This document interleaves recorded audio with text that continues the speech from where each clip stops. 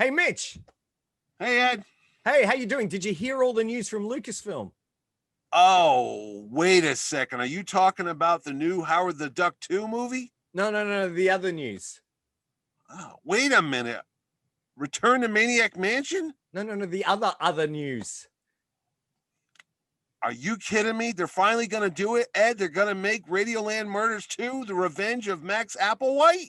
Ooh, I'd love to see that. No, we're talking about the latest announcements from Lucasfilm, Disney, and Marvel on this episode of Mitch and Ed's Excellent Adventure.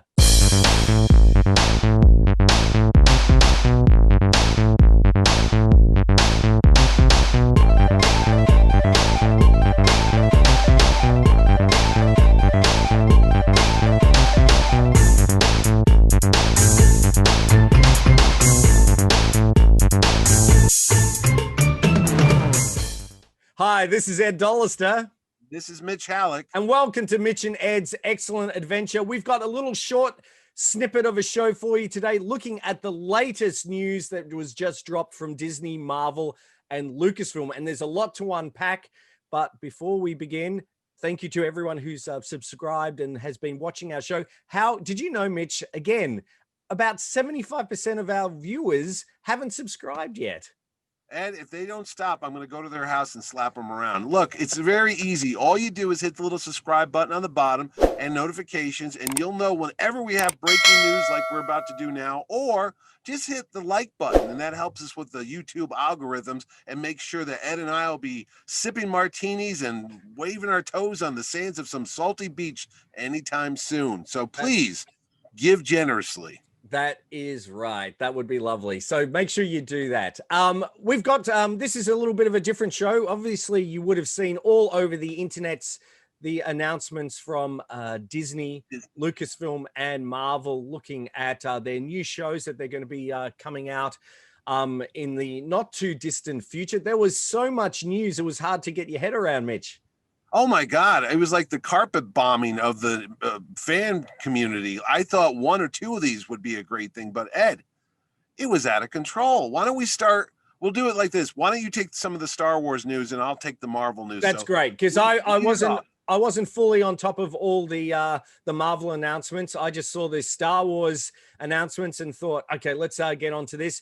The main, I suppose, the headliner really was, and they were all pretty impressive, but was the new movie that's led by Patty Jenkins. Patty Jenkins is the director of Wonder Woman and Wonder Woman 84. She's a fantastic director, and she's tackling Rogue Squadron, which is a really exciting concept. I've always enjoyed the books, the video games, and I think this is going to be pretty exciting. What do you think, Mitch? Yeah, I used to read all the Michael Stackpole novels about the Rogue Squadron, which was Wedge Antilles and Jansen and all the guys that you saw in the background of the Star Wars movies. And then there was a bunch of other ones by Aaron Alston as well.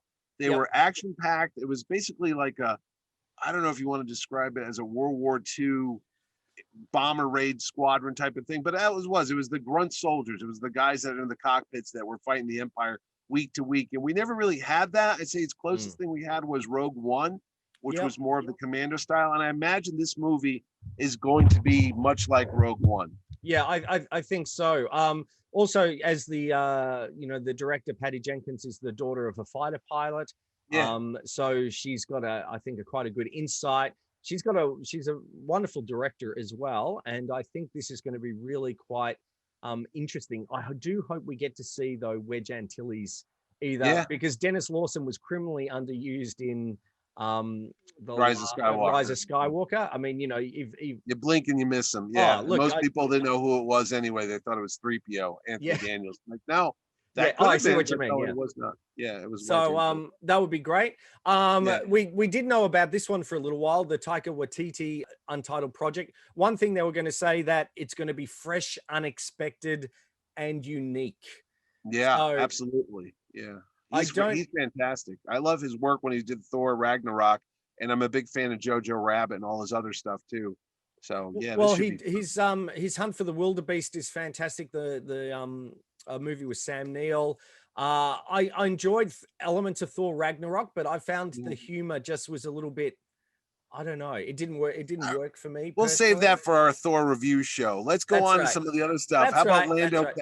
How about Lando? I was going to say, I was going to go on to Obi-Wan Kenobi, which we did know about, which was announced, not too long ago with Kathleen Kennedy. Ewan McGregor came out. This one is called Obi-Wan Kenobi. I like the logo. It's got a nice, they use the lightsaber on the last eye, which is kind of nice, and it's very sandy.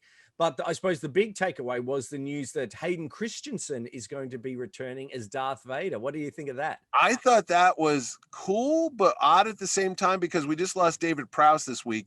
Yep. And I thought about that when they had Hayden Christensen in the Darth Vader costume at the end of Revenge of the Sith.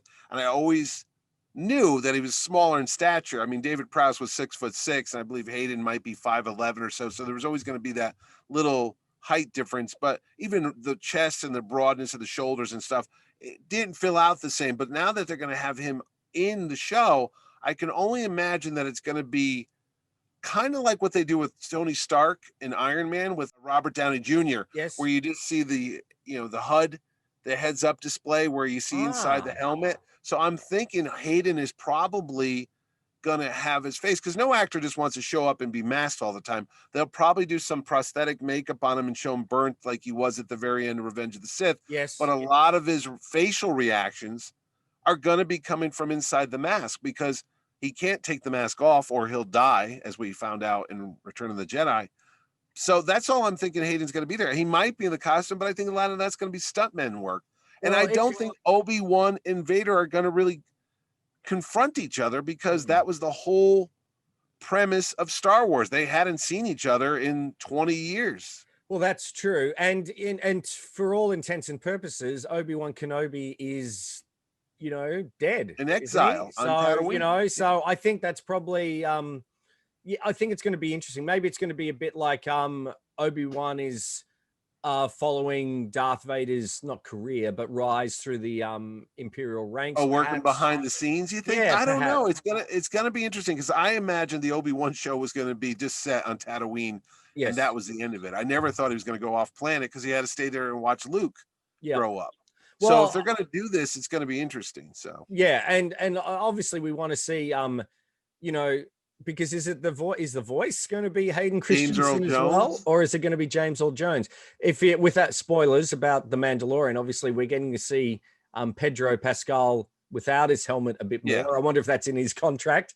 I was going to say, once a season, it's in his contract that he has to take the mask off. That's right. So it might be that we do see Hayden in the like maybe the meditation chamber or things like that, where we know that something like that. Yeah. Survive, but again, he might only be in it for like 1 or 2 episodes. It's not called the Darth Vader show. It's the Obi-Wan Kenobi show. So we'll see. And again, I always felt that Darth Vader didn't know that Obi-Wan was still alive, maybe in Star Wars, because why wasn't he out there looking for him? Or maybe it's a presence I've not felt since and then they trailed it off since the Disney Plus series. Maybe that's exactly. That's what we thought we knew, but obviously we didn't. It was a little throwaway line, just like Rogue One. Like, we've discovered a flaw in the Death Star plans. I know, that's a movie. I'm waiting for I've always been waiting for Star Wars Sinister Agents, because I've always loved that in the opening crawl. And I thought, what a great subtitle for, Star Wars. I always thought the Bothan Spies, like the Bay of Pigs, was going to be like a movie. Like, really they're a bit too furry, the Bothans, aren't they? Bothans, something about that. But anyway, we digress. Speaking of Rogue One, you have. Are we going to Are we okay? Are we going to go to Andor? Andor. Which, well, that's the name of the character. Yeah, I know. It sounds a little bit like an American trying to visit the Ewoks on the planet. I'd like to go to Andor. Doesn't that sound a little bit? We say Andor here. I can't understand you. Chock-a-block language. It's all hard to understand. Andor looks up there, koala hugger. Keep it up. Anyway, what else were you going to say there? And Andor, about Cassian Andor, played by Diego Luna from Rogue One, and we obviously know how his story ends, but it'll be interesting to see how he. What's interesting? You mentioned he was also in a show here called Narcos, which was on Netflix, which is about the drug cartel, which also starred Pedro Pascal from The Mandalorian. Crossover. No, okay. What was the next one you were going to talk about? Lando. like we knew about the Cassian Andor series and we knew about a few others, but I thought this was fantastic. They Is didn't this announce, a movie or is this a Disney Plus show?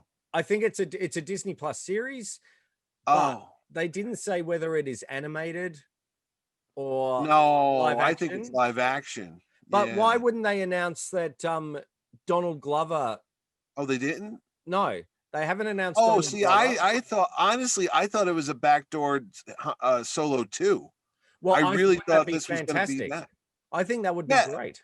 Instead of just calling it Solo, you call it Lando, and in that movie, he plays a supporting part in the Lando movie. You know what I mean? So just like Lando was in Solo, now Solo's in the Lando show. So I think that would be great. But yeah, they haven't announced Billy D. Williams or Julian, not Julian Glover, Donald Glover. I'm getting my Star Wars and characters. you're getting your Glovers all over the place. Not That's Danny okay. Glover. He's too old for this way. What? Bleep that out. But Yeah. anyway, what are the other things? Is that all the live action? or No. there's There's Ahsoka, the new series. Oh, with Rosario Dawson. Yeah, Yes, yeah. which is again a limited series. So I imagine a limited series is probably, you know, maybe 6 to 8 episodes. I think that'll be really interesting. That's happening in the obviously actually, well, I don't know whether it's happening concurrently with the Mandalorian or it's directly after Clone Wars, but that's going to be quite interesting. Obviously, Dave Filoni's on board for that. The other one that's really interesting is this one called Rangers of the New Republic. Right. You know what I thought of? I thought of not Battlestar Galactica. Buckaroo Banzai. No, Babylon 5. That was the name of the warrior race of heroes in that. They were called the Rangers. Oh, excellent. And that was the first thing I thought of. I was like, oh, really? He's going to call them the Rangers? That's Babylon 5. So yeah, it sounds rather interesting. I'm not too, I mean, I'll certainly watch it. I don't know really anything about it. Well, there was a brief description of it. Each one of these had a 1-sentence tagline. It just said it's set within the timeline of the Mandalorian, and it's going to intersect and you assume culminate in some sort of story. So I don't know if everything, you know, joins up or what have you, but my whole thing about this is I don't want Star Wars to be Marvel-fied, you know, sort of like we have to.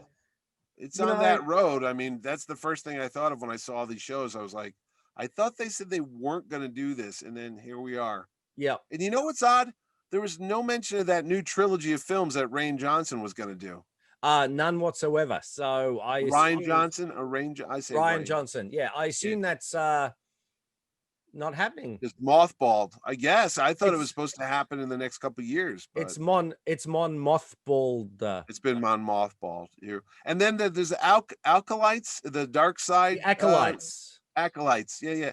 Is that going to be animated as well as that's live action? They didn't say. I don't know. I do know that it's set during the High Republic. So yeah, it said the High Republic is a brand new series of books that's just starting like in January in a couple of weeks, which is written by one of the artists or one of the writers, Charles Soule. He's a comic book writer. He also writes the Darth Vader Marvel comic as well. He's doing that, but that's set 100 years prior to Star Wars. That's in the days of the New Republic and, you know, and the Jedi Council and all that. Yeah, so it's not like the Knights of the Old Republic, which was was like 1,000 years, wasn't it? So yeah. It'll be interesting. Do you know what an acolyte is, by the way? Isn't that like a pupil or somebody who studies like? Yeah, it's an assistant to a priest or something like that. Yeah, like a Padawan, except for it's for the bad guys. Yeah, I suppose. So not an electrolyte. That's something you drink with like Gatorade that gets your, you know. That's right. Star Wars electrolytes. Star Wars electrolytes. It'll refresh and replenish. Sold. That's coming soon on Disney Plus. We've got the Bad Batch, which we knew about. What I call the Sylvester Stallone version of like the Clone Wars. It's the Expendables. Yeah, they look like the troops of the guys that were in the movie Predator. Remember Predator? Yeah. Because you had the I can't remember. Shane Black played him. He had glasses. He was like the nerdy guy. He was one of I never saw the new Predator. Is this he was in the original Predator. Okay. He was in the original Predator. But when they have that team now, what's going on is the Bad Batch is the clones are created on Camino. We learned that in episode 2, the Attack of the Clones. So this is a bunch of clone troopers that just didn't have the right stuff and they didn't work out too well, but they still use them. But they're more independent than the other clones, and I don't know why that is. Like they're like a rogue squad, well, not rogue squadron, but a rogue. Yeah, they're on their own. Okay, they're a ragtag group of mercenaries or whatever. And they were quite entertaining. The stories that we saw of them in the last final season of the Clone Wars. So that's kind of good. I think it's always good to expand that. They had you know what's interesting on that? D. Bradley Baker, who does the voices of the clone, does the voices for all the characters on that. So he's a busy guy, that fella. Oh, he is. He is. Yeah. I bet he's going, thank goodness. Yeah, we can buy 2 houses now, honey. We got the kids' college. It's all set. Don't worry about it. That's right. Is that it? Or there's even more? Cool. There's some Star Wars Visions, which is going to be through the eyes of some creators of anime. Yeah, so that's animated, right? That's animated. Yeah, so that's going to be interesting. There's Star Wars Droid Story, which is I saw that. Yeah. Which is I quite like the Droids cartoon series from the 80s, 85, I think it was. But this is basically R2 and 3PO introducing some new droid. So I don't know. I hope it's the adventure of R5D4. We discover why he was so badly motivated. That's right. Oh, that would be good. Yeah, I like that. The whole episode. It's like bad motivation. No, he was an up-and-coming droid. He had everything going for him. Everything was coming up R5D4 until one day when he got a hold of a bad motivator, and the rest is history. I like that. Tune in next week. That's right. That's for our new ongoing series. So, and of course, they announced a few other non-Star Wars. Willow. Well, hang on. So, the main thing that I was most interested in really was Indiana Jones. And it's funny looking on the interwebs, everyone's going, oh, they finally confirmed Indiana Jones 5. Oh, now, but they had confirmed it. That was old news. I was like, this isn't new. We already knew the date and the launch date and all that. Exactly. And that, Harrison Ford is back. The thing that I would say. Director. We knew James Mangold. I said we knew the director was James Mangold. This was already announced. That was no news. The only thing that was groundbreaking was they kind of altered the Indiana Jones typeface on the logo. That's about it. So it's sort of, I love the Indiana Jones logo, but it still looks like the Indiana Jones logo. And I'm sure we've seen, if you think on was it the Temple of Doom? The Temple of Doom, they changed it from a sans serif to a serif, which is those little bits that are at the top. Being a graphic designer and typographer, I could tell you the difference, but it's been altered before. Yeah, and they've done it in stone. That looks sort of like stone. I'm sure they've done it like that before, either for the internet's got to cry about something, or they won't be able to exist. It's like a shark. My bugbear is, again, as soon as I saw that news, that's fantastic. People, if they like the logo, I'm sure it's just sort of a temp logo. They just put it up there to sort of refresh it a little bit. But, people are all automatically going, oh, it can't be any worse than Crystal Skull. And just all that hate has come back again. I'm thinking, get over yourselves. Right. Really. But you think Shia LaBeouf will be in it? I don't think so, no. He would. I don't think he was planned to be. So he had his troubles with Spielberg, and Spielberg's not attached. So I think, I don't think so. I don't think so. All and of course, we had Willow. There you go. So the Willow series, which is great. I really enjoyed Willow. I'm always surprised that film underperformed at the box office because it's a pretty rollicking it's tale. When it came out, I think it was 86? 88, I think it was. Oh, 88. Yeah, there was a lot going on in 88. So yeah. And they're doing Children of Blood and Bone, which is based on a story. What is that actually? I didn't know what that was. I don't know. I really don't know. Okay. I saw that. I'm like, is that on the wrong slide or something? Like they forgot to take it off. So no, I think that's just that's just what their their slate for Lucasfilm that they're working on, and there's some really exciting things ahead. So wait a minute, stop a minute. The only real theatrical movie in that whole lot that you talked about is just Rogue Rogue Squadron? I think so. Really? Yeah. Oh, okay. Wow. So That's the only movie? yep. Wow. All right. Because I mean, all these are Disney Plus things. I'm like, okay. But I think that, well, I assume that's going to be released at the cinemas. I mean, you know, I'm pretty sure it would be. No, But it is. Patty Jenkins said it's a new movie. yeah, so No, but I'm just saying. I mean, that's when did they say they were going to start that new trilogy? Was it going to be 2023? Did they say it they were was going to some, pause?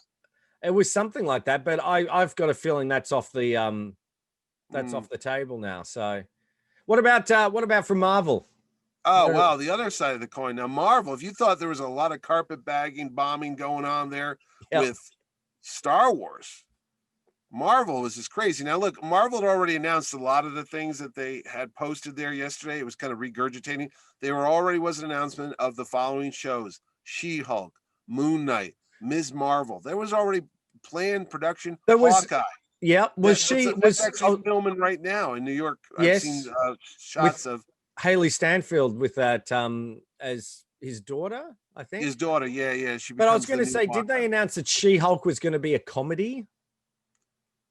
Did they say it's a comedy now? Well, I saw that Tim Roth is coming back as playing the Abomination, who was the character that was in the Incredible Hulk movie that had Edward Norton. He was the bad guy. Tim Roth, he mutated at Yeah, the that's end. right. He's going to be attached to it, and I didn't know it was a comedy. She's a lawyer. I could see it working that way in the Yeah. comics. She's a defense lawyer, but she's also 7 foot tall and green and mean. Yeah, that's okay. You It know? happens. It happens. So they're the ones that we knew about. What are some of the Yeah. new ones? Oh my goodness. Well, again, movies that were already announced, they just kind of put names to it. And this is why I'm beginning to think there's something amiss here. Mm-hmm. Ant-Man, Quantumania, but there already was talk of Ant-Man 3 in production. So that's really not that new. They just gave a title to it. Yep. Well, they said Christian Bale's coming out in Thor, Love and Thunder. Again, that was already announced. That's already in production. That's already got a release date. So that's not too new. Then they said, oh, we're going to have, this is one that I like, the Guardians of the Galaxy Holiday Special. Mm. And it just made me think of the Star Wars Holiday Special, which you can watch our show if you want. Please do. The link will appear up here. Okay. But it's going to be on Disney Plus, and it's going to be done by James Gunn. But now he was already supposed to go back to work on Guardians of the Galaxy 3, which was going to come out in a year or so. So I don't know if this is going to be filmed concurrently because he's got the cast. I think it would be. Let's just do a couple quick scenes where you're watching Wookiee porn, and we'll just make it look like Lumpy's in it again. That's what I'm thinking. So again, none of these were earth-shattering. They're fun to watch. I can't wait to see them. But WandaVision already announced, coming out next month, January 15th. They showed a trailer. Falcon and Winter Soldier already announced, showed a trailer. So as much as everyone's going crazy about the Marvel stuff, it is and it isn't a lot of new stuff because a lot of it's already been existing. The Shang-Chi movie comes out July 9th. Again, already known about it. Filming's wrapped on it. So, I mean, were you caught by surprise? Was there something on that list? They didn't mention things like Doctor Strange into the madness of the multiverse. That wasn't even on the slate. Black Widow, I suppose. That's already coming out. Yeah. I did see that there were people were going to expecting Loki. to see that was going to be announced on Disney Plus. They were going to bring out I wonder if that's still not going to happen because technically right now Marvel's got 4 movies that are supposed to come out next year. And everything going on with the COVID, who knows what's going to happen with movie theaters again. But that's a lot of movies from one studio to come out because they've got May for Black Widow, July for Shang-Chi, Eternals is coming out in November, but there's another movie that they were going to put out as well. And I'm like, wait a second, how are you going to get all those in there? So I would not be surprised if the Black Widow movie does not come out on pay-per-view around springtime, or they do similar what they're doing with Wonder Woman. It comes on Disney Plus, and it comes out in the theaters as well. Because where you live in Australia, you can go out to theaters right now, and it's a wonderful thing. So that's not going to affect you. Where I am here, I know in New York, theaters are still closed. So you can't go to a movie in the New York State area. You have to drive to Jersey. That's a big market to lose. I mean, you can't give up millions of dollars. I don't know how DC's doing it or Warner's is doing it with Wonder Woman. Again, if you have HBO Max, I get to watch it, but you don't have HBO Max, so you still have to go to a theater. But that's good. So, I mean, I've booked my tickets for Boxing Day, so it opens on the 26th. there you go. So I'm super excited. And then some of the other shows they did announce. Again, Loki was already announced. They showed a clip from it. They did announce some new shows. IRONHEART, which is going to be I don't know who that is. Female Iron Man, based on the comic. So that's there. That's one that was there. I'm trying to think of some of the other ones. I mean, there literally was about 30 something shows all posted at the same time, and it was a lot. Yeah, it was a lot. Ms. Marvel, they announced the actress that's going to be playing that character, not Captain Marvel, but they announced Captain Marvel 2 with Brie Larson. Oh, the Ben Mendelsohn, who you know from Rogue One, is the bad guy. The Aussie actor who's the same in every but you know, he's going to be teaming up with Samuel Jackson in not an animated, but a live action show on Disney Plus called The Secret Invasion, which is based on a Marvel comic in which the shape-shifting Skrulls, the bad guys, took this form of superheroes and they impersonated them, they infiltrated them. So there was a whole series in Marvel that lasted a year that all these heroes that you thought were who you knew turned out to be body snatchers. They were just disguised aliens that were infiltrating the government and changing things around. So that's going to be part of the story. So that's going to be interesting to see. Was he in has he been Captain in Marvel? Oh, okay. I haven't watched Captain Marvel. So no, and that's where the Skrulls come from. He impersonates the head of SHIELD and he infiltrates that. And then Sam Jackson, this takes place about 20, 30 years from now. He's a younger version of Nick Fury. And he stumbles across the Skrulls, and that's how we find out all about them and such. So, if you saw Captain Marvel, you'll understand what this is going on about. What I said. Oh, there was this What If? I think they're doing an animated. What If is a classic book from the 50s, from the 70s. What it was is they do different scenarios, like what if Spider-Man joined the Fantastic Four? What if the Hulk had Bruce Banner's brain? What if Captain America didn't die in World War II? It was always these scenarios about, well, what if Conan was around nowadays? That was the whole premise of the series. And this TV show is going to pick up with like what if Peggy Carter became Captain America instead of Steve Rogers? What if Iron Man became Doctor Strange instead of Stephen Strange? So it's a really fun little, I don't want to call it a sandbox where you just take different characters and you move them around and you just see how that plays out. But that's an animated show, which is fine because you can get the actors from the film to do their roles, but they don't have to do the makeup and all that. And that's not like canon or anything anyway, is it? It's just it's all these imaginary tales and such.